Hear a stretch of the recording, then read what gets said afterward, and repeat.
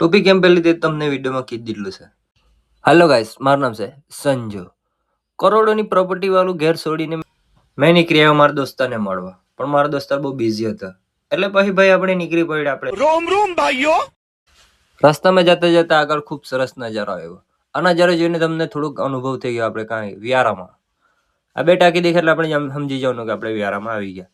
પછી ત્યાં રસ્તો મને લાગે જ આપી દીધો, કેમ કે મને ગભરાઈ ગયા. આપણી ગાડી ભૂખાઈ ગઈ એટલે આપણે એને નાખવા લાવ્યા તેલ નહીં, પેટ્રોલ. પછી આજુ આગળ આવતા આવતા બહુ ખતરનાક નજારા આવી ગયા.